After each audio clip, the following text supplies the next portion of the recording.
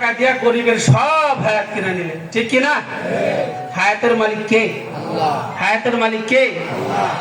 আল্লাহ পাক। আমরা এখান থেকে যাব, ঘুমিয়ে যাব,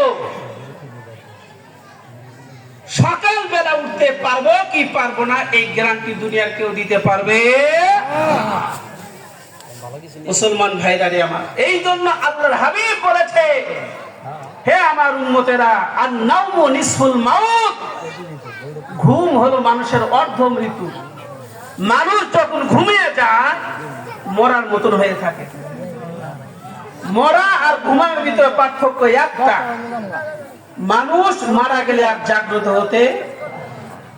হতে আর যদি ঘুমিয়ে যায় হায়াত থাকলে ডাকলে জাগ্রত হতে পারে।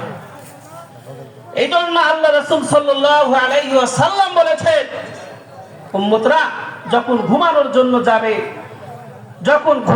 জন্য যাবে মনে করবে তুমি মারা যাচ্ছ, তোমার জীবনের শেষ মুহূর্তে চলে এসেছো, সকালবেলা জাগ্রত নাও হতে পারো।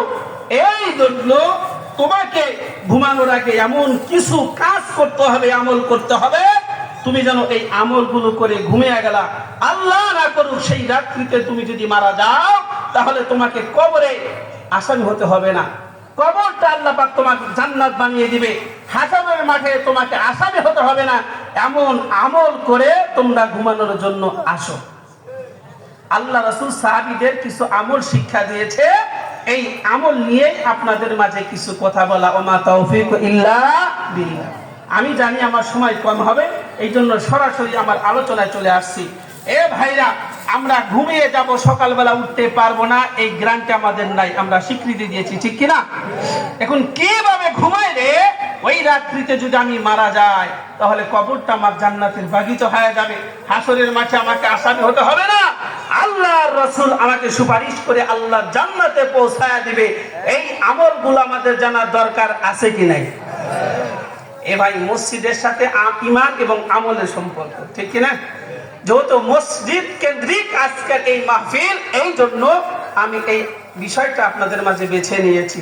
মুসলমান ভাইরা, তাহলে আমি বলতেছিলাম যে কি আমল করে ঘুমিয়ে গেলে আমার কবর আমার জন্য জান্নাতের টুকরা হয়ে যাবে, হাসরের মাঠে আমাকে আসামি হতে হবে না, আল্লাহর নবী আমাকে সুপারিশ করে আল্লাহ জান্নাতে পৌঁছে দিয়ে আসবে। এই আমলটাই আমি আপনাদের মাঝে বলতে যাচ্ছি। আপনারা প্রস্তুত আছেন বাবা? ইনশাআল্লাহ। প্রস্তুত আছেন তো ইনশাআল্লাহ? লিল্লাহি তাকবীর। জামালপুরের মানুষ মাশাআল্লাহ অনেক ভালো, এনারা আমার দিলটা ভরে গিয়েছে।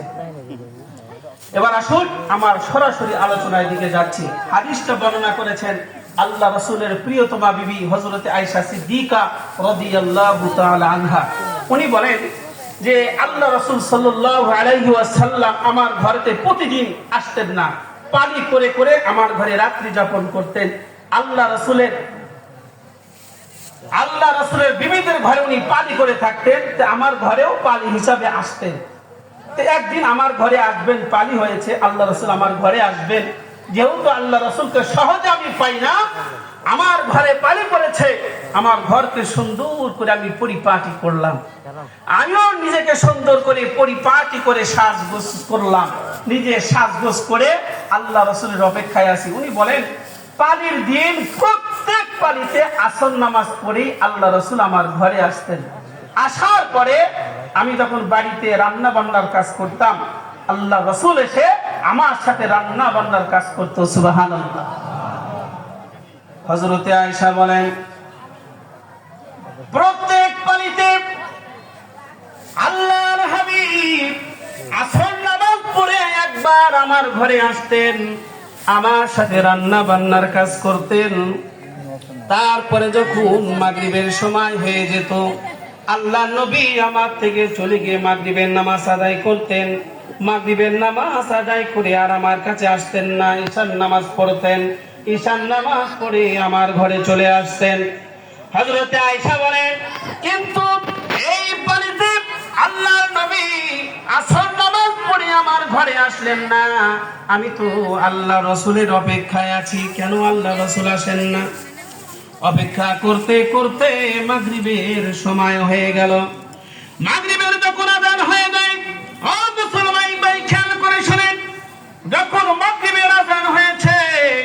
হযরত আয়েশা বলেন কাজের চাপের কারণে মদিনার যেই সমস্ত সাহাবীরা মদিনার বাহিরে থাকতেন, আল্লাহ রাসূলের পিছনে যোহর আসর নামাজ পড়তে পারতেন না। ওই সাহাবীগুলো মাগরিবের সময় সকলেই এসে আল্লাহর রাসূলের পিছনে নামাজ আদায় করতেন। মাগরিবে লম্বা কাতার হতো, সাহাবীরা নামাজ পড়লেন, চলে গেলেন যার যার মতন বাড়ির দিকে। এ ভাই আপনাদের খারাপ লাগতেছে? হযরত আয়েশা বলেন যে আমি মনে করেছি যেহেতু আসরের আগে আসে নাই, আসরের পরে আসে নাই, হয়তো মাগরিবের পরে আসবে। আমি মাগরিবের নামাজ পড়ে দরজার সামনে যে একদম দাঁড়িয়ে আছি আল্লাহ রাসূল আসে কিনা। না, আল্লাহ রাসূল আসলেন না। হযরত আয়েশা বলেন অপেক্ষা করতে করতে এক সময় মসজিদে নববী থেকে শারের আযান আমার কানে ভেসে আসলো, কিন্তু আল্লাহ নবী আমার ঘরে আসলেন না। সাহাবীরা আসলেন, আল্লাহ রাসূলের পিছনে নামাজ পড়লেন, যার যার মতন বাড়ির দিকে চলে গেলেন। আল্লাহ নবী মসজিদে নববীতে সুন্নাত পড়লেন, বেতের পড়লেন, তারপরে ধীরে ধীরে আমার ঘরের দিকে আসতেছেন। হযরত আয়েশা বলেন আল্লাহ রাসূলের পদধূলি ছুঁইয়া আমি দরজার সাথে একদম পিঠ লাগায়া দাঁড়ায় আছি, যেন আল্লাহ রাসূলের প্রথম আঘাতই প্রথম টোকাতেই আমি দরওয়াজা খুলে দিতে পারি। আল্লাহ রাসূল দরজার সামনে আসলেন, দরজার ভিতরে টোকা দিলেন। হযরত আয়েশা বলেন আমি দরওয়াজা খুলে দিলাম। আমি প্রত্যেক সময় চেষ্টা করেছি আল্লাহ রাসূলকে আগে সালাম দেওয়ার জন্য। ও দুনিয়ার মানুষ শুনিয়া নাও, হযরত আয়েশা বলেন দরওয়াজা খুলেছি, সাথে সাথে আল্লাহর নবী মুস্কি হেসে আমাকে সালাম দিয়ে দিলেন। এই ভাইরা সালাম দিয়েছে কে? আল্লাহ রাসূল। কাকে? হযরতে আয়েশাকে। আয়েশা আল্লাহ রাসূলের বিবি। বয়স বলি না, বয়স পরে রাখেন। স্বামী হয়ে বিবিকে সালাম দেওয়া এটা আল্লাহ রাসূলের সুন্নাত। কার সুন্নাত? সবাই বলেন কার সুন্নাত? এই সুন্নাত আমাদের মাঝে আছে নাই? আল্লাহ রাসূল বলেছে আমার হারানো সুন্নাত আমার কোন উম্মত যদি পালন করে আল্লাহ রাব্বুল আলামিন ওই ব্যক্তির আমলনামার ভিতরে 100 গোলা কাটা শহীদের সওয়াব লিখে দেয়। সুবহানাল্লাহ। এই সুন্নাত আমরা পালন করি না। আসছেন এখানে আলহামদুলিল্লাহ, বাড়িতে যাবেন, বিবিকে আগে সালাম দিবেন, আসসালামু আলাইকুম সালাম দিবেন, এই সুন্নাতটা আদায় হবে। কিন্তু অনেকে আছে হুজুর সালাম দিতে লজ্জা করে, বিবিকে সালাম দিতে। আপনাদের এলাকায় বউ পেটা আছে না? এ ভাই আমার কথা বুঝতেছেন আপনারা? এলাকায় বউ পেটা আছে, বউ পিতে লজ্জা করে না, কিন্তু সালাম দিতে লজ্জা করে। এই তো আমাদের অবস্থা। বিবিকে আগে সালাম দিবে, এটা আল্লাহ রাসূলের সুন্নাত। কার সুন্নাত? মুসলমান ভাইরা রে আমার, অল্প সময় আমি পাবো, এই জন্য বহিরাগত কথা বলার কোনো অবকাশ আমার নাই। হযরত আয়েশা বলেন আল্লাহ নবী ঘরের ভিতরে আসলেন, আসার পরে আল্লাহ রাসূল আমার সাথে আহার করলেন। আহার করার পরে কিছু গল্প করলেন। গল্প করতে করতে আমি যেহেতু ছোট মানুষ ছিলাম, আমার চোখের মধ্যে ঘুম পেয়েছে। ঘুম পাইলে কিন্তু সাধারণত চোখটা ছোট ছোট হয়ে যায়। হযরতে আয়েশার চোখ দুইটা ছোট ছোট হয়ে গেছে। আল্লাহ নবী বললেন আয়েশা রে, তোমার চোখ দুইটা ছোট ছোট হয়ে গিয়েছে, তোমাকে কি ঘুমে পেয়েছে? হযরত আয়েশা বলেন নাম, হ্যাঁ ইয়া রাসূলুল্লাহ আমার ঘুমে পেয়েছে। আল্লাহ নবী বললেন আয়েশা ঠিক আছে, তুমি ঘুমানোর জন্য যাও, তবে ঘুমানোর আগে আমার জন্য জায়নামাজ বিছায় দাও। আমি প্রত্যেকদিন ঘুমানোর আগে 2 রাকাত করে নামাজ পড়ি, আজও পড়ব। হযরত আয়েশা বলেন আল্লাহ নবীর জন্য আমি একটা জায়নামাজ বিছায় দিলাম। আল্লাহ নবী জায়নামাজে দাঁড়ালেন, আর আমি এসে আমার বিছানার ভিতরে শুয়ে পড়লাম, আমার মাথাটা বালিশের মধ্যে, আর আল্লাহ নবী জায়নামাজে দাঁড়িয়ে আছে। মুসলমান ভাইরা আমার একটু খেয়াল করে শুনেন। হযরত আয়েশা বলেন আল্লাহ নবী ওই যে জায়নামাজ থেকে দাঁড়িয়ে আমার প্রতি তাকায় একটু মুস্কি হাসলেন। হাসার পরে বললেন আয়েশা তুমি এখন ঘুমানোর জন্য যাবে, এই ঘুমানোর আগ মুহূর্তে কি আমি নবী তোমাকে 4টি আমল শিক্ষা দেব না? হযরত আয়েশা বলেন ইয়া রাসূলুল্লাহ অবশ্যই কি 4টি আমল? আল্লাহ নবী বললেন, আয়েশা রে, আমি তোমাকে 4টি আমল শিক্ষা দিব, তবে একটা শর্ত আছে, কোনদিন ঘুমানোর আগে এই আমলটা ছাড়া যাবে না। সারা কিন্তু যাবে না। হযরত আয়েশা বলেন, ইয়া রাসূলুল্লাহ, আমি ওয়াদা দিচ্ছি যতদিন পর্যন্ত আমার এই শ্বাস চলে ততদিন পর্যন্ত এই আমল আমি ছাড়বো না। এ ভাইরা, আমি ওয়াদা দিচ্ছি যতদিন পর্যন্ত আল্লাহ পাক আমাকে শ্বাস জারি রাখবে এই আমল আমি ছাড়বো না। আপনারা রাজি আছেন? রাজি আছেন? একটু দুহাত তুলে আল্লাহকে দেখান। লিল্লাহি তাকবীর। মুসলমান ভাইরা, এরকম বয়ান করে চলবে তো ইনশাআল্লাহ? আসলে বয়ান আল্লাহ প্রদত্ত জিনিস। অনেকে চেষ্টা করে আজকে স্টেজে যে ফাটায় আসবো, নিজে এসে ফাইটে চলে যায়। জানেন ভাই, এই বয়ান আল্লাহ প্রদত্ত জিনিস, সকলেই বয়ান করতে পারে না, আর বয়ান চাইলেও করা যায় না। এটা আল্লাহ প্রদত্ত জিনিস। আমি এখানে আসার আগে আমাকে ভাইজান বলতেছে, ভাই খুব ভালো করে বয়ান করবেন, যদি ভালো বয়ান করেন তাহলে আমার একটু রক্ষা, না হলে সমালোচনা শেষ নাই। চলবে তো ভাই ইনশাআল্লাহ? মুসলমান ভাইরা রে আমার, আল্লাহর নবী তাই নামাজে দাঁড়িয়ে হযরত আয়েশা বিছানার ভিতরে শুয়ে পড়েছেন। আল্লাহর নবী এমন করে ডান হাত দ্বারা এই ডান হাতের শাহাদত আঙ্গুলটা বাম হাতের এই 2 আঙ্গুল দ্বারা এমন করে ধরলেন। ধরার পরে বললেন, আয়েশা রে, তুমি যখন ঘুমানোর জন্য আসবে, তোমার জন্য 1 নাম্বার আমল হলো প্রতিদিন ঘুমানোর আগে একটা করে আল্লাহর কোরআন খতম করে ঘুমানোর জন্য আসবা। 1 নাম্বার আমল, প্রতিদিন ঘুমানোর আগে একটা করে আল্লাহর কোরআন খতম করে ঘুমানোর জন্য আসবা। 1 নাম্বার আমল।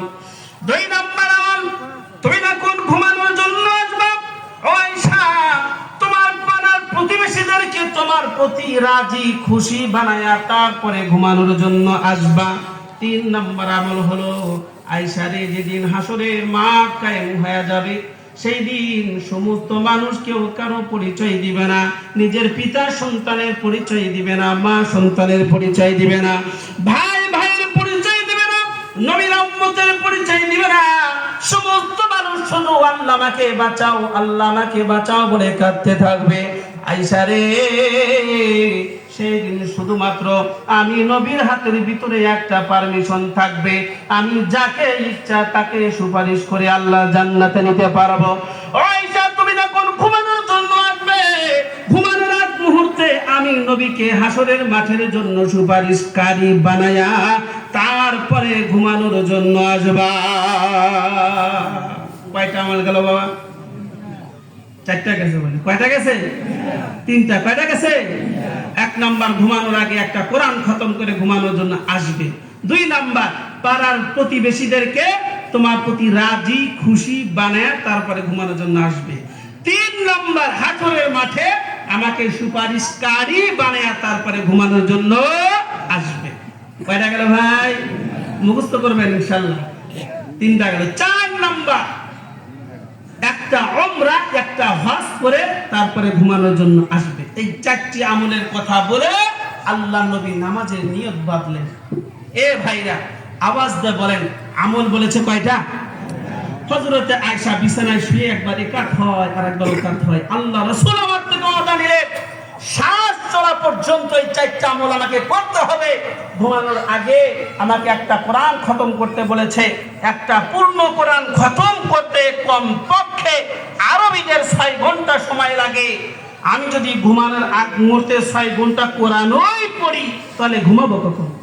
ঠিক কিনা?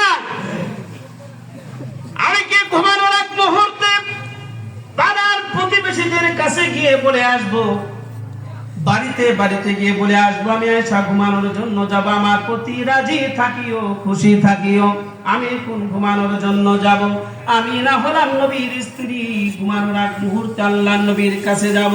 যাওয়ার পরে বলবো, ইয়া রাসূলুল্লাহ, আমি আয়েশা এখন ঘুমানোর জন্য যাব, হাসরের মাঠে আমার প্রতি আপনি রাজি থাকিয়েন, খুশি থাকিয়েন, আমাকে সুপারিশ করে আল্লাহ জান্নাতে পৌঁছায় দেন। কিন্তু এই দুনিয়াতে এমন কিছু মানুষ আসবে যে মানুষগুলো চর্মচক্ষুর দ্বারা আমার রাসূলকে দেখবে না, কিন্তু আমার রাসূলের ধর্মের অনুসরণ করবে।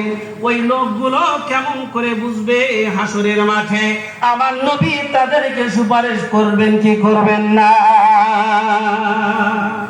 তারা কেমনে বুঝবে? আমি না হলাম মক্কা মদিনার মানুষ, আমল করার জন্য মক্কায় গিয়ে প্রতিদিন উমরা করে করে ঘুমাবো, কিন্তু হজ তো প্রতিদিন করা যায় না। বছরে একবার হজ করার টাইম আসে, আল্লাহ রাসূল প্রতিদিন করতে বলছে। হযরতে আয়েশা এই আমলগুলো নিয়ে ভাবে, একবার একাত হন আর একবার ওকাত হন, আর আল্লাহ রাসূলের প্রতি তাকায় আছে। আল্লাহ রাসূল নামাজের ভিতরে দাঁড়িয়ে আছে। হযরতে আয়েশা বলেন, আল্লাহ রাসূলকে অনেক নামাজ পড়তে দেখেছি, এর চাইতে লম্বা নামাজ আমি আল্লাহ রাসূলকে কখনো পড়তে দেখি নাই। সুবহানাল্লাহ। এমন ভাবে দাঁড়িয়ে আছে যে একটা গাছ দাঁড়িয়ে আছে, না রুকুতে যান না। হঠাৎ আমি অন্য মনস্ক হয়ে পড়েছি, দিয়ে আল্লাহ রাসূল রুকুতে গেলেন। রুকুর ভিতরে দাঁড়ানো অবস্থায় যত টাইম ব্যয় করেছে, রুকুর ভিতরে তার ডবল টাইম ব্যয় করেছে। সুবহানাল্লাহ। কয় রুকু শেষে যখন সিজদায় গেলেন, আমার কেমন যেন মনে হলো যে আল্লাহ রাসূল দুনিয়ার থেকে চলে গেছেন, মারা গেছে। এই জন্য আল্লাহ রাসূলের পায়ের তালুতে আমার হাত দ্বারা এমন করে সুরসুরি দিলাম। সুরসুরি বোঝেন আপনারা? আমরা তো সিরাজগঞ্জের মানুষ, এই জন্য সুরসুরি আমাদের আঞ্চলিক ভাষা। সুরসুরি দিলাম, আল্লাহ রাসূল পাটা নাড়ালেন, বুঝতে পারলাম আমার রাসূল মারা যায় না। আল্লাহ রাসূল নামাজ শেষ করলেন, আয়েশার প্রতি তাকা বললেন, আয়েশা রে, তুমি না বললে তোমার ঘুমে পেয়েছে, ঘুমাওনি কেন? লম্বা টাইম আমি নামাজের ভিতরে ব্যয় করলাম। হযরত আয়েশা বলেন, ইয়া রাসূলুল্লাহ, আমি ঘুমাইতে চাই, কিন্তু আপনার এই চারটি আমল আমাকে ঘুমাইতে দেয় না। বলে, কেন ঘুমাইতে দেয় না? বলে, ইয়া রাসূলুল্লাহ, আপনি বলেছেন ঘুমানোর আগে একটা করে আল্লাহর কোরআন খতম করার জন্য। ইয়া রাসূলুল্লাহ, অল্প সময়ের ভিতরে একটা কোরআন আমি কেমনে খতম করব? আমি পাড়ার প্রতিবেশীদেরকে আমার প্রতি কেমনে রাজি রাখবো, খুশি রাখবো? ইয়া রাসূলুল্লাহ, আমি কি ঘুমানোর আগে প্রত্যেকদিন উমরা করতে পারবো, কিন্তু হজ তো প্রতিদিন করা যায় না। ইয়া রাসূলুল্লাহ, আপনাকে আমি কেমন করে হাসরের মাঠের জন্য সুপারিশকারী বানাবো? এই আমলগুলোর চিন্তা আমাকে এতক্ষণ ঘুম থেকে জাগ্রত রেখেছে। উনি ঘুমান নাই, আর আপনারা উঠে চলে যাচ্ছেন। খারাপ লাগতেছে বাবা? কিছুক্ষণ চলবে তো ইনশাআল্লাহ। এই আমলগুলো করার দরকার আছে কি নাই? মুসলমান ভাইরা রে আমার, হযরতে আয়েশা আল্লাহ রাসূলকে যখন আমলের কথা বলতেছে, আল্লাহর নবী একটু মুস্কি হাসলেন। হযরতে আয়েশা বলতেছেন, ইয়া রাসূলুল্লাহ, আমি আমল সম্পর্কে বলি আর আপনি এমন করে হাসেন কেন? ও ভাইরা, স্বামী স্ত্রীর ভিতরে কিন্তু অল্পতেই অনেক সময় গন্ডগোল লাগে, লাগে কিনা? অনেক সময় দেখবেন ইয়ারকি করতে করতে ঝামেলা লেগে গেছে, লাগে কিনা? আমাদের ভিতরে যেমন লাগে, আল্লাহ রাসূল তো মানুষ ছিলেন, ওনাদের বিবিদের সাথে কি ছিল, একটু মনোমালিন্য হতে। যা হোক, আল্লাহ রাসূল বলতেছেন, ইয়া রাসূল, আল্লাহ রাসূল বলতেছেন, আয়েশা, এ আয়েশা, আসলে তুমি আমলের মাহাত্ম্য বুঝতে পারো না, বুঝতে পারো না। বলে, কেমনে? এ ভাইরা, আওয়াজ দিয়ে বলবেন, প্রথম নাম্বার আমল কি ছিল? ঘুমানোর আগে একটা করে আল্লাহর কোরআন খতম করতে হবে। এটা ধরে রাখেন। আর একটা হাদিস বলি, আপনাদের জানা আছে কিনা ইতিহাস জানি না। আল্লাহ রাসূলের এই আয়েশা, আল্লাহ রাসূলের বিবি এই আয়েশার ঘর কিন্তু মসজিদে নববীর একটা অংশ ছিল। আল্লাহ রাসূল বেরাদুল্লাহকে ঘর করে দিয়েছিলেন। এই জন্য হযরতে আয়েশা মসজিদে নববীর পাশে থেকে আল্লাহ রাসূল থেকে বর্ণিত এত হাদিস বর্ণনা করেছে যে হাদিস বর্ণনার ক্ষেত্রে উনি 2 নম্বরে আছে। কয় নম্বরে আছে? 2 নম্বরে আছে। উনি এই হাদিসটাই বর্ণনা করেছেন। উনি বলেন যে একদিন আল্লাহ রাসূল মসজিদে নববীর ভিতরে বয়ানরত ছিলেন।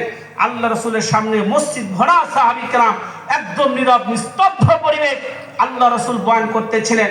আল্লাহ রাসূল আওয়াজ একবার বড় হয়, একবার ছোট হয়। আল্লাহ রাসূল আওয়াজ একবার বড় হয়, ছোট হয়। একদম শুধু আল্লাহ রাসূলের আওয়াজ শোনা যাচ্ছে, কেউ কথা বলতেছে না। হঠাৎ করে একটা পর্দার আড়াল থেকে, মসজিদ নববীতে একটা পর্দা ছিল, পর্দার আড়াল থেকে মিয়ালি কণ্ঠের সালাম, আসসালামু আলাইকুম ইয়া রাসূলুল্লাহ। আল্লাহ রাসূল সাহাবীদের থেকে মুখটা ঘুরালেন, পর্দার দিকে করলেন, জিজ্ঞেস করলেন, ও মা, কে তুমি? কোথায় থেকে এসেছো? কি জন্য এসেছো? আল্লাহ নবী তিনটা প্রশ্ন করেছেন, এর ভিতরে ওমা কে তুমি, কোথায় থেকে এসেছো, কি জন্য এসেছো, তিনটা প্রশ্ন করলেন। মহিলা সাহাবী পর্দার আড়াল থেকে উত্তর দিলেন, ইয়া রাসূলুল্লাহ, আমি মদিনার পার্শ্ববর্তী এলাকার আপনার অমুক সাহাবীর মেয়ে, আমি আপনার কাছে বুক ভরা একটা আশা নিয়ে এসেছি। বলে কি আশা? বলতেছেন, ইয়া রাসূলুল্লাহ, আমি তো উপরে পদার্পণ করেছি, এর কারণে আমার পিতামাতা আমাকে বিবাহ দেওয়ার জন্য পাত্র খুঁজতেছেন। ইয়া রাসূলুল্লাহ, আমি আপনার কাছে এসেছি, আমার জন্য বরটা আপনি চয়ন করে দিবেন, আমার বিয়ের বরটা আপনি একটু পছন্দ করে দিবেন। মুসলমান ভাই দেখেন, এতটুকু বলেছে, ওই মেয়ে পর্দার আড়াল থেকে শুধু এতটুকু বলেছে, আমার বরটা আপনি চয়ন করে দিবেন।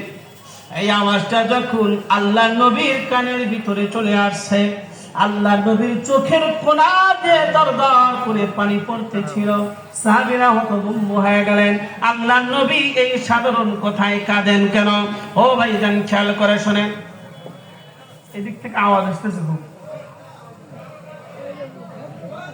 একটু জিকির করি, লা ইলাহা ইল্লাল্লাহ, লা ইলাহা ইল্লাল্লাহ, লা ইলাহা ইল্লাল্লাহ, লা ইলাহা ইল্লাল্লাহ, লা ইলাহা ইল্লাল্লাহ, লা ইলাহা ইল্লাল্লাহ, লা ইলাহা ইল্লাল্লাহ, লা ইলাহা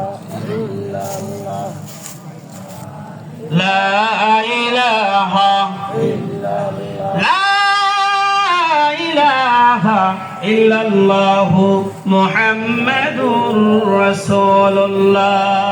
সকলেই পড়ি সাল্লাল্লাহু। বাপজি উঠে যাচ্ছেন কেন? আপনাদেরকে আমলের দরকার নাই নাকি? না খারাপ লাগতেছে বাবা? আমি মাহফিল নষ্ট করতে চাই না, আমি যেভাবে বয়ান করতেছি চলবো তো ইনশাআল্লাহ? চলে যায় কি জন্য তালি? এদের মানে মাজা লেগে গেছে, কাজের দিকে মানুষ তো, সমস্যা নাই, তাহলে চলবে তো ইনশাআল্লাহ বাপজি। আল্লাহ রাসূলের চোখের কোণা দিয়ে দরদর করে পানি পড়তেছিল, সাহাবীরা হতভম্ব, মেয়ে তার একটা বর চাচ্ছে আর আল্লাহ রাসূল কাঁদে কেন? এই কথার ভিতরে কাঁদার কি আছে? আল্লাহ নবী বললেন, ও সাহাবীরা, আমি যখন মক্কায় ছিলাম, মক্কার ছেলেপেলেরা, যুবকরা আমাকে চিনতে পারে নাই। আমি নবী যখন তাওহীদের পতাকা লইয়া তাদের কাছে গিয়েছিলাম, তারা আমাকে মেরে ক্ষত বিক্ষত করে দিয়েছে, এমনকি আমার রক্তের লোকেরা পর্যন্ত আমাকে মেরে ক্ষত বিক্ষত করে দিয়েছে। কিন্তু দেখো, এই যে মদিনার নারীরা তাদের স্বামীকে উত্তরণ করার জন্য আমার কাছে আসে, তারা আমাকে কত ভালোবাসে। এই ভালোবাসার বহির প্রকাশের কারণে আমার চোখ দ্বারা পানি পড়ে। আল্লাহ নবী বললেন, মা যাও, তোমার কথায় আমার কলিজা ভরে গেছে। ও মা, তুমি যাও, তোমার জন্য সুন্দর একটা যুবক আমি চয়ন করে রাখবো, সুন্দর একটা যুবক আমি পছন্দ করে রাখবো, তুমি যাও। মহিলা সাহাবী বলেন, ইয়া রাসূলুল্লাহ, আমি কিন্তু সাধারণ কোনো যুবকের খোঁজ নিয়ে আপনার কাছে আসি নাই, সাধারণ বরের খোঁজ লইয়া কিন্তু আপনার কাছে আসি নাই। আমার জন্য ওই যুবককে আপনি স্বামী হিসাবে চয়ন করবেন, যার ভিতরে তিনটা আমল থাকবে। কয়টা আমল বাবা? এই সবাই বলেন, কয়টা আমল? তিনটা আমল। শুধু কথা শুনলে হবে না, একটু বুঝতে হবে বাবা। ওই যে নবীর যুগের মা বোনেরা স্বামী চেয়েছে আমলদার, আর বর্তমান যুগের নারীরা চাই স্বামী চাকরিওয়ালা, ঠিক কিনা? এখন সরকারি চাকরি থাকলে হোক, আর ছেলে টেরা হোক, পূজা হোক, কালো হোক, মেয়ে ছেলে পিঠ খাক বা না খাক, ওর দেখার টাইম নাই। সরকারি চাকরি থাকলেই হোক। সরকারি চাকরি দেখে বিয়ে দেয়, কয়েকদিন পরে দেখা যাইতেছে যে মেয়ের শরীরে কত বিক্ষত করে দিচ্ছে, নির্যাতন করে মেয়েটাকে অতিষ্ঠ করে ফেলতেছে। ভাইরা, আমলদার ছেলের হয়তোবা টাকা না থাকতে পারে, কিন্তু তার কাছে মেয়ে নিরাপদ, ঠিক কিনা? চাকরি দেখে দিলেন সন্ত্রাস, গাঁজাখোর, মদারু, নিশারু, তার কাছে মেয়েটা দিবে, নিরাপদ থাকতে পারবে না। রাসূলের সুন্নাত তো, রাসূলের আদর্শ। আল্লাহ নবী বললেন, কি আমলওয়ালা তুমি স্বামী চাও? বলতেছে, ইয়া রাসূলুল্লাহ, 3 আমলওয়ালা আমি স্বামী চাই। বলে, কি আমল? তাই যে যুবককে আমার জন্য স্বামী হিসাবে চয়ন করবে, ওই যুবক যেন সারা রাত দাঁড়ায় দাঁড়ায় নফল নামাজ আদায় করে। সুবহানাল্লাহ বলেন। সারা রাত দাঁড়ায় দাঁড়ায় নফল নামাজ আদায়কারী হয়। 2 নাম্বার, যে 5 দিন রোজা রাখা হারাম, এই 5 দিন ছাড়া বাকি সারা বছর যেন রোজাদার হয়। সুবহানাল্লাহ। 3 নাম্বার, প্রতিদিন যেন একটা করে আল্লাহর কোরআন খতমকারী হয়। এই 3 আমল যেই যুবকের মধ্যে আছে, তার সাথে আমাকে বিবাহ পড়ায় দেবে। আল্লাহ রাসূল বললেন, মা ঠিক আছে, যাও, এমন সাহাবী পাইলে তোমারে খোঁজ দিব, যেহেতু তোমার পিতাকে আমি চিনি, তুমি যাও। মহিলা সাহাবী চলে গেলেন। আল্লাহর নবী চেহারাটা সাহাবীর দিকে ঘুরালেন, বললেন, সাহাবীরা রে, আমার সাথে মহিলা সাহাবীর সাথে কথোপকথন তোমরা শুনলে। মহিলা সাহাবী 3 আমলওয়ালা স্বামী চাই। তোমাদের মধ্যে কি এমন কোন আমলওয়ালা সাহাবী আসেনি? থাকলে দাঁড়ায় যাও। ও মুসলমান ভাই, একটু খেয়াল করে শুনেন, এই আমলগুলো আমার জিন্দেগিতে লাগবে না, এমন যদি কেউ মনে করে, তাহলে ওই লোকটার মরারও দরকার নাই, ঠিক কিনা? মরতে হলে আমল নিয়ে আমাকে মরতে হবে, কবরে গেলে আমল নিয়ে যেতে হবে, ঠিক কিনা? মুসলমান ভাইরা রে আমার, আল্লাহর নবী মহিলাকে পাঠিয়ে দিলেন। সাহাবীদের দিকে মুখ করে বললেন, সাহাবীরা রে, তোমাদের মধ্যে কি এমন কোন আমলওয়ালা সাহাবী আসেনি যে সারা রাত দাঁড়ায় দাঁড়ায় নফল নামাজ পড়ো, প্রতিদিন রোজা রাখো এবং প্রতিদিন একটা করে আল্লাহর কোরআন খতম করো, এমন আমলওয়ালা কোন সাহাবী আসেনি? থাকলে দাঁড়ায় যাও। মুসলমান ভাইরা রে আমার, আল্লাহর নবী কথা শেষ করলেন, কিন্তু ওই মসজিদে নববীর ভিতরে একদম নীরবতা, কেউ উত্তর দেয় না। আল্লাহর নবীর সুন্নাত ছিল গুরুত্বপূর্ণ কথাগুলো 3 বার করে বলতেন, আবার বললেন, থাকলে দাঁড়ায় যাও, কেউ দাঁড়ায় না। শেষ পর্যায়ে এসে আল্লাহর নবী 3বার বললেন, ও সাহাবী, তোমাদের মধ্যে কি এমন 3 ওয়ালা কোন সাহাবী আসেনি? থাকলে দাঁড়ায় যাও। মুসলমান ভাইরা রে আমার, আল্লাহর নবী বলেন, এমন মুহূর্তে ওই মসজিদ নববীর এক কোণা থেকে একজন লিখা সাহাবী দাঁড়িয়ে গেলেন। হাদিসের কিতাবে তার অবয়ব এমন এসেছে, একদম লিখা লম্বা সাহাবী, মুখের মধ্যে দাড়ি কম ছিল, শরীরের ভিতরে গোশত কম ছিল, লম্বা সাহাবী দাঁড়িয়ে গেলেন। সেখান থেকে বললেন, ইয়া রাসূলুল্লাহ, ইয়া হাবিবাল্লাহ, ওই আল্লাহর কসম করে বলি, যে আল্লাহর কুদরতি ওয়াস্তামার যা, এই 3টি আমল আমার মধ্যে পরিপূর্ণ আছে। সুবহানাল্লাহ। এই কথা যখন বলছে, এ ভাই, এই মাজলিসে যদি ওই কোণায় থেকে একজন দাঁড়ায় কথা বলে, তাহলে ওকে দেখতে হলে ঘাড়টা ঘুরাতে হবে কিনা? সমস্ত সাহাবী ঘাড় ঘুরে তাকায় আছে। হযরত ওমর সামনে বসা, ঘাড় ঘুরে দেখে যে ওই লোকটা বলতেছে, একে তো প্রতিদিন মদিনার বাজারে ঘুরতে দেখি, ও সারা দিন রোজা রাখে, সারা রাত দাঁড়ায় দাঁড়ায় নফল নামাজ আদায় করে, আবার প্রতিদিন একটা করে আল্লাহর কোরআন খতম করে। সাহাবীরা চোখ বড় বড় করে তাকায় আছে, বিশ্বাস হচ্ছে না। যেহেতু ঘাড় ঘুরে তাকায় আছে, আল্লাহ নবী বুঝতে পারছে যে সাহাবীদের মনের ভিতরে সন্দেহ হইতেছে। এই জন্য আল্লাহর নবী আবার জিজ্ঞেস করলেন, এ সাহাবী, আসলে কি তোমার মধ্যে এই 3টি আমল আছে? সাহাবী বলেন, ইয়া রাসূলুল্লাহ, ওই আল্লাহর কসম করে বলি, যে আল্লাহর কুদরতি হস্তে আমার জান, এই 3টি আমল আমার মধ্যে পরিপূর্ণ আছে। এ মুসলমান ভাইরা, খেয়াল করে শুনেন, সংক্ষিপ্ত করে বলি, আল্লাহর নবী ওই সাহাবীকে কাছে আনলেন, ওই মহিলা সাহাবীকে রাস্তার থেকে ধরে আনলেন, আনার পরে 2 জনকে বিবাহ পড়ায় দিলেন, তাদের দাম্পত্য জীবনের জন্য দোয়া করলেন, চলে যাও। তারা চলে গেল। 1 দিন, 2 দিন, 1 সপ্তাহ, 1 মাস, 2 মাস, 3 মাস পরে আল্লাহর নবী ওই মসজিদে নববীর ভিতরে, ওই মেম্বারে বসিয়া সাহাবীদের সামনে নিয়ে বয়ানরত ছিলেন। আল্লাহর নবী আওয়াজ শুধু শোনা যায়, কারো আওয়াজ শোনা যায় না। এমন মুহূর্তে পর্দার আড়াল থেকে আবার মিয়ালি কণ্ঠের আওয়াজ, আসসালামু আলাইকুম ইয়া রাসূলুল্লাহ।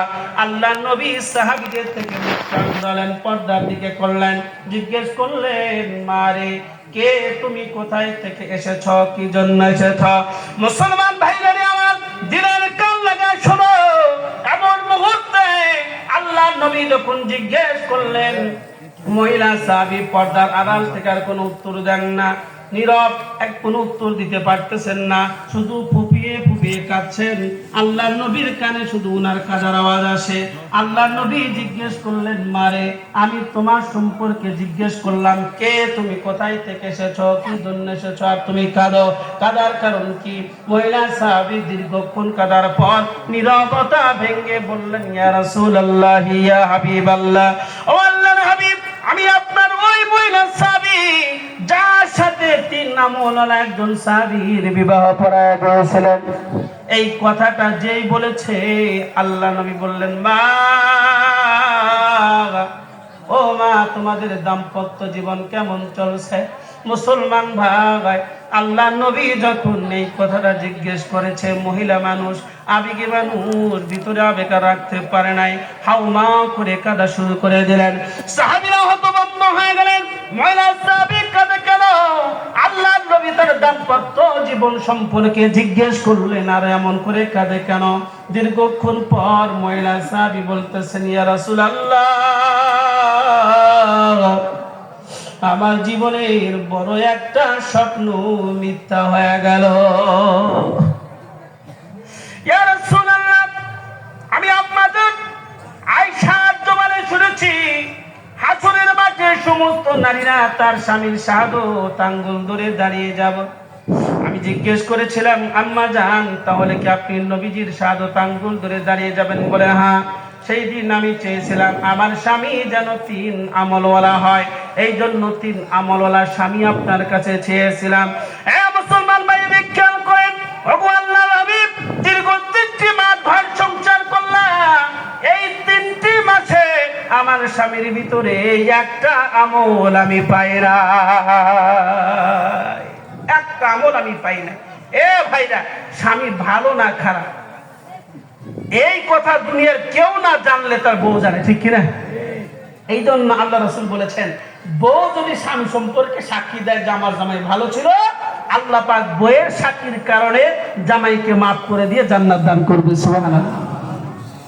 এই জন্য বউ বলতেছে, আমার স্বামী একদম আমল করে নাই, সবে মাত্র মেয়েটা কথা বলেছে, ওখানে ওমর বসা ছিল, লাফা দ্বারা বলতেছে, ইয়া রাসূলুল্লাহ, সেই দিনে আমার সন্দেহ হয়েছিল, কিন্তু আপনার সামনে বলবো এর সাহস আমার ছিল না, কিন্তু ইয়া রাসূলুল্লাহ, টাটকা মুনাফিক, অনুমতি দেন, অনুমতি দেন, আর কল্লাটা কেটে এনে আপনার কদমে রেখে দিই। এর নাম হলো ঈমান। এর নাম কি? ঈমান। মুসলমান ভাইরা, ইসলাম ধর্মের উপর আঘাত আসে আর মুসলমানরা নীরবে বসে থাকে, এটা আসলে মুসলমানিত্ব হতে পারে না। আপনারা জানেন কি এই স্কুল সম্পর্কে? আপনাদের এলাকায় মসজিদ স্কুল সম্পর্কে বলেছে, এই স্কুল এর জন্ম হলো আমেরিকাতে, খ্রিস্টানরা এক উৎপত্তি দিয়েছে, কিন্তু এই আমেরিকা খ্রিস্টানরা বানালেও একে মড়কে দিয়েছে হিন্দুদের, মড়কে মোড়ায়া দিয়া মুসলমান নিধনে, মুসলমানদেরকে বিভেদ করার জন্য, মুসলমানদেরকে ক্ষতি করার জন্য এদেরকে মাঠে ছেড়ে দিছে। এরা হলো বিগত সরকারের রেখে যাওয়া প্রেতাত্মা, ঠিক কিনা? এরা মুসলমানদের ঈমান বিনষ্ট করার জন্য রাস্তার বাঁকে বাঁকে আনাচে কানাচে বসে আছে, কিভাবে মুসলমানদের ক্ষতি করা যায়। এই মুহূর্তে যদি আমরা মুসলমানরা সতর্ক না হই, উপায় নাই ভাই, এই ঈমান নিয়ে বাংলার জমিনে বুক উঁচু করে আর বাঁচতে আমরা পারবো? সজাগ হতে হবে। আপনারা জানেন না, আমার বাড়ি সিরাজগঞ্জ হলেও আমার এলাকাতে হিন্দু আছে। এই হিন্দুরা, আমি ইসকন সম্পর্কে আমার ফেসবুক আইডিতে একটা স্ট্যাটাস দেওয়ার কারণে আমার ফেসবুক আইডিটা হ্যাক করে নেওয়া হয়েছে। এত বড় বদমাইশরা, আমরা ওদেরকে সংখ্যা কনিষ্ঠ বলে তাদেরকে আমরা ভালোবাসি, কিন্তু ওরা আমাদের বুকের মধ্যে এসে ছুরি মারে। এরা হলো এই জাতি। এই জন্য ইমানি পাওয়ার হলো, তোমরা আমাদের ক্ষতি করবে না, চুপচাপ থাকবো, কিন্তু ধর্ম নিয়ে যখন সামনে আসবে টুটি টান দিয়ে ছিঁড়ে ফেলবো, ঠিক কিনা? সবার আগে আমার ধর্ম, আমার পিতার ধর্মের বিরুদ্ধে কথা বলবে, পিতার বিপক্ষে দাঁড়াবো, ঠিক কিনা? আমার রক্তের মানুষ ধর্মের বিপক্ষে দাঁড়াবে, রক্তের সম্পর্ক দেখার টাইম নাই, ঠিক কিনা? মুসলমান ভাইরা, হযরত ওমর দাঁড়িয়ে গেছে, আল্লাহ নবী বলেন ওমর বসে পড়ো, ইসলাম আবেগে চলে না, ইসলাম আবেগে চলে না, বিবেকে চলে। অভিযোগকারী অভিযোগ করেছে, বিবাদীকে ডাকো, তার মন্তব্য শোনো, তারপরে একটা অ্যাকশনে যাও। আল্লাহ নবী ওই পুরুষ সাহাবীকে ডেকে আনলেন, মহিলা সাহাবী পর্দার আড়ালে আছে, মনে আছে আপনাদের? আল্লাহ নবী জিজ্ঞেস করলেন, সাহাবী তোমাদের দাম্পত্য জীবন কেমন চলছে? তখন ওই মহিলা পুরুষ সাহাবী বলতেছেন, ইয়া রাসূলুল্লাহ আলহামদুলিল্লাহ। এই বাবা কথা বলো না, এখানে তো জোরে জোরে আওয়াজ করতেছে।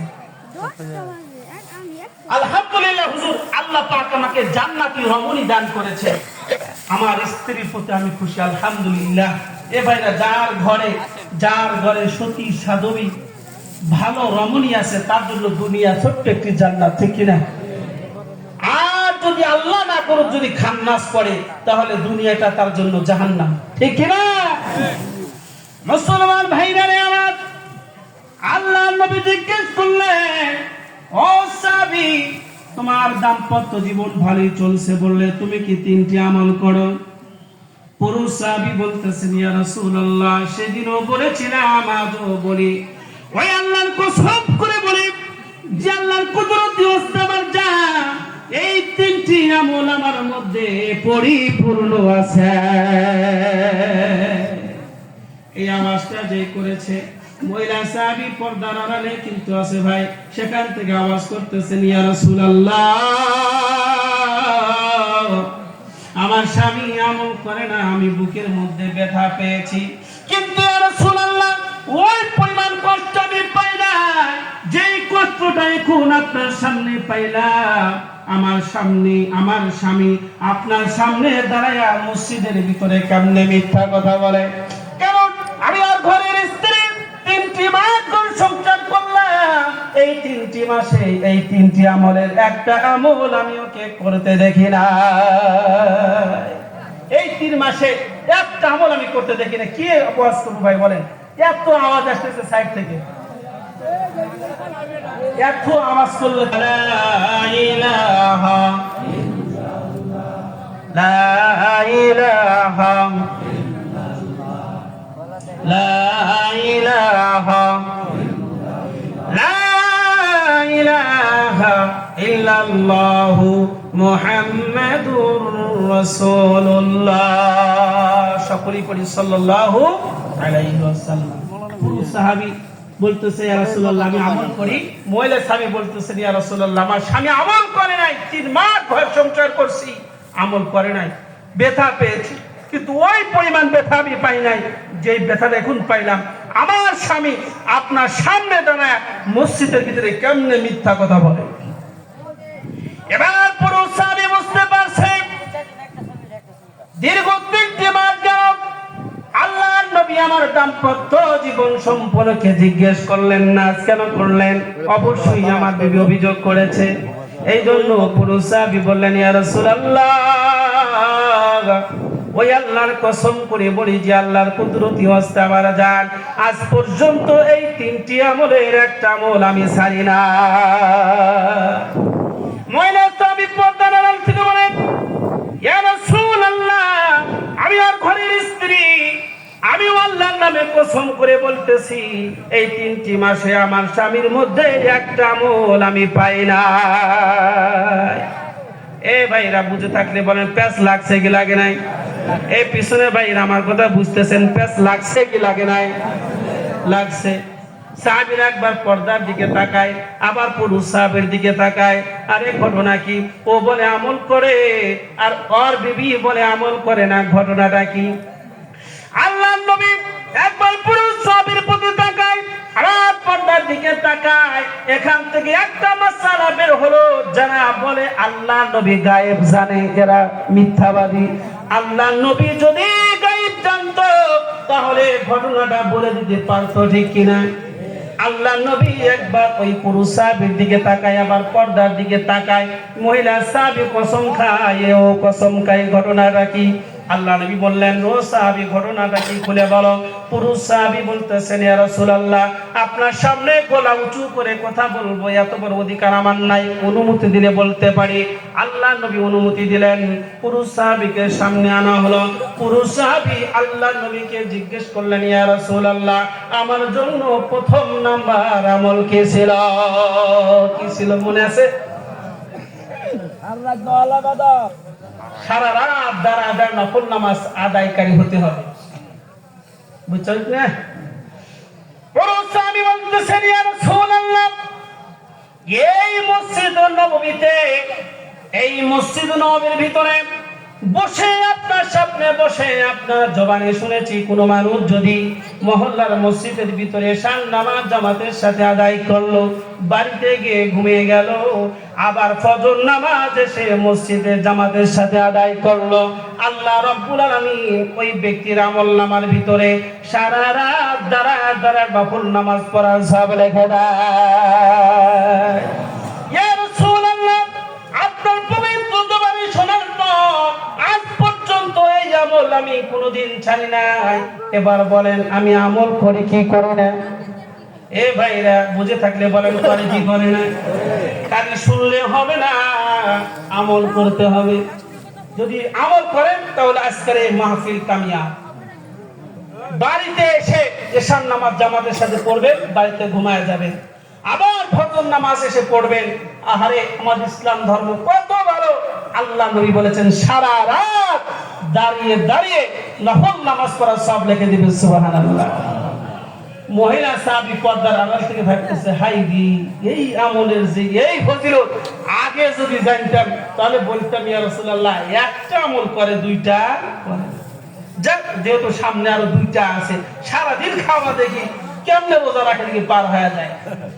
এবার পুরুষ সাহাবী বলতেছেন, ইয়া রাসূলুল্লাহ, আমার জন্য দ্বিতীয় নাম্বার আমল ছিল সারা বছর রোজা রাখা।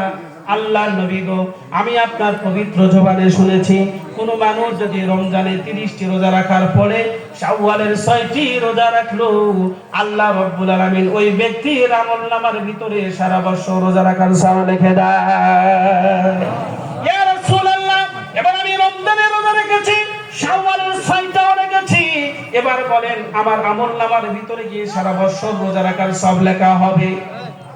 হ্যাঁ হবে। তাহলে কি আমি আমল করি নাই? এ ভাইরা করছে কি করে নাই? তাহলে রমজানে রোজা রাখার পরে শাওয়ালে রোজা রাখতে হবে নাকি রমজান রোজা রেখে খালি শাওয়ালে রোজা রাখলে হবে? এর একটা হিসাব আছে। আমার টাইম না ভাই, অল্প টাইম আমার সামনে, আল্লাহ হিসাব আপনাদেরকে দিই। আমাদের উম্মতে মুহাম্মাদের জন্য একটা পুরস্কার আছে। 1 টাকা দান করবেন 10 টাকা সওয়াব পাবেন। সুবহানাল্লাহ। 1 রাকাত নামাজ পড়বেন 10 রাকাত নামাজের সওয়াব পাবেন। সুবহানাল্লাহ। তাহলে একটা রোজা রাখলে কয়টা রোজা সওয়াব পাবো? 10টা। এতটুকু বুঝছেন তো? আচ্ছা, 30 দিনে রোজা রাখলে 30 10 কয়টা হবে? হিসাব বোঝেন না? 30 10 কত হবে? 300। আচ্ছা, এবার আসেন শাওয়ালের 6টা। 6টা তুই 10 দিয়ে গুণন দেন, কত হবে? 360। আর আরবি হিসাব মতো আরবি বছর হয় 360 দিন। কয় দিনে? এই জন্য আগে রমজান রোজা রাখবেন, তারপরে শাওয়ালের রোজা রাখবেন। এবার পুরুষ সাহাবী বলতেছেন, ইয়া রাসূলুল্লাহ, আমার জন্য দ্বিতীয় নাম্বার আমল ছিল প্রতিদিন একটা করে আল্লাহর কোরআন খতম করা। বাবা একটু খেয়াল করে শোনেন। এবার পুরুষ সাহাবী বলতেছেন, ইয়া রাসূলুল্লাহ, আমি আপনার পবিত্র জবানে শুনেছি কোন মানুষ যদি বিসমিল্লাহ সহ সূরা ইখলাস 3 বার পাঠ করে, আল্লাহ রাব্বুল আলামিন ওই ব্যক্তির আমলনামার ভিতরে একটা পূর্ণ কোরআন খতম করার সওয়াব লিখে দেয়। সুবহানাল্লাহ। ইয়া রাসূলুল্লাহ, আপনার পবিত্র জবানে শোনার পর প্রতিদিন এই আমলটা আমি করি। এবার বলেন আমি আমল করি কি করি না? বলে হ্যাঁ তুমি করো। আল্লাহ নবী হযরত আয়েশাকে বলতেছেন, আয়েশা রে, ঘুমানোর আগ মুহূর্তে তোমাকে পূর্ণ কোরআন খতম করতে হবে না। আর এমনটি কোথাও আমি তোমাকে বলে নাই। আয়েশা, তুমি যদি ঘুমানোর আগ মুহূর্তে বিসমিল্লাহ সহ সূরা ইখলাস 3 বার পাঠ করো, আল্লাহ রাব্বুল আলামিন তোমার আমলনামার ভিতরে একটা পূর্ণ কোরআন খতম করার সওয়াব লিখে দেবে। আমল করা যাবে ইনশাআল্লাহ। এ ভাইরা করা যাবে, একটা হাত তুলে দেখান, করা যাবে ইনশাআল্লাহ। আল্লাহ এই হাতকে কবুল করো। আল্লাহ ঘুমানোর আগ মুহূর্তে যেন এই আমলটা সকলেই করতে পারে একদম মরণ পর্যন্ত, এই তৌফিক আমাদেরকে দান করো, সকলে বলেন আমিন। ভাইরা আরো কিছু আমল সামনে আসবে ইনশাআল্লাহ, আমি বলবো। ঘুমানোর আগে কয়টা করতে বলেছে? 4টা। কয়টা গেল?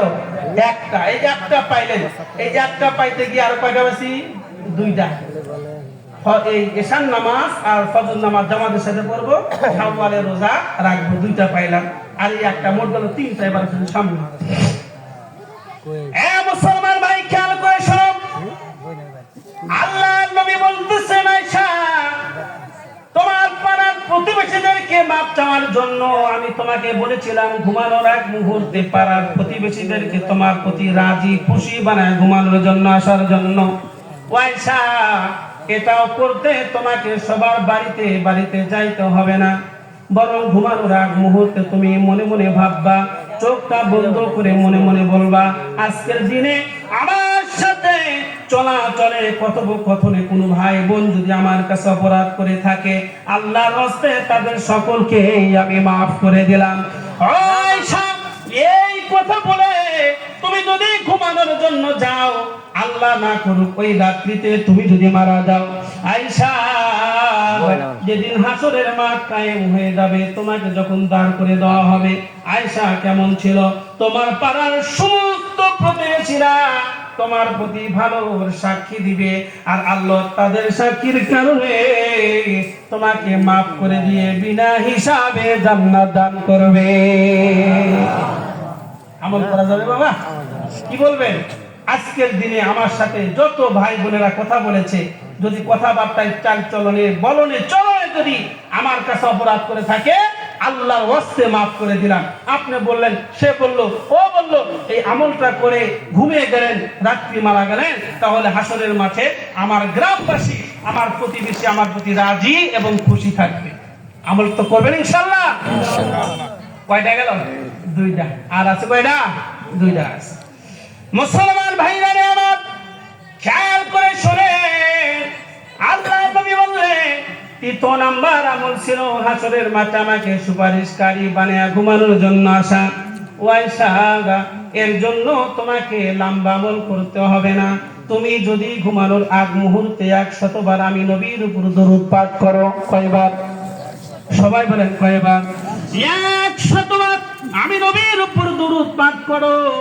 আর যদি ওই রাত্রিতে তুমি মারা যাও, হাসরের মাঠে আমি নবী সুপারিশ করে তোমার হাত ধরে আল্লাহর জান্নাতে পৌঁছায় দিয়ে আসবো।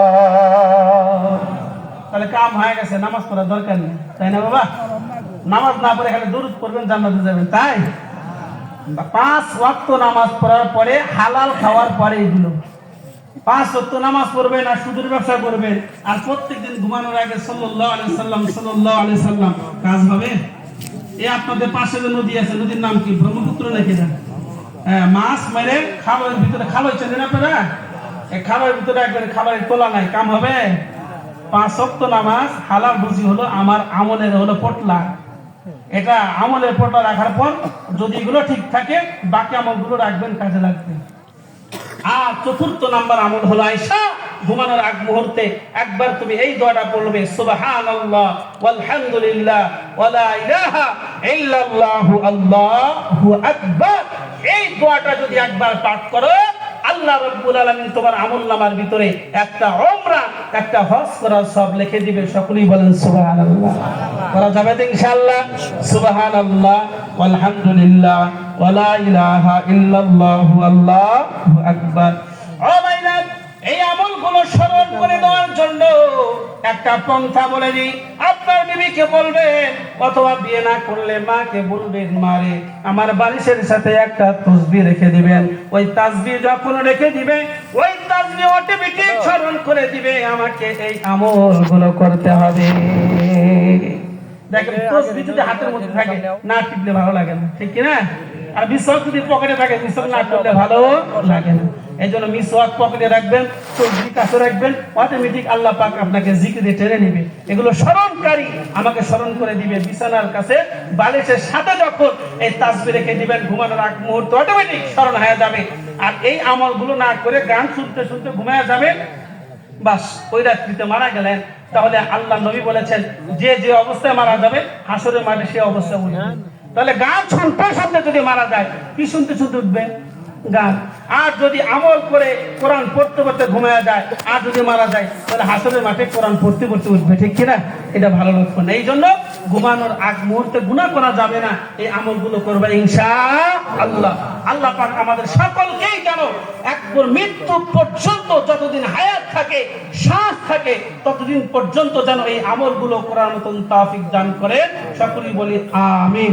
ওয়া মা আলাইনা ইল্লাল বালাগ। আসসালামু আলাইকুম ওয়া রাহমাতুল্লাহ।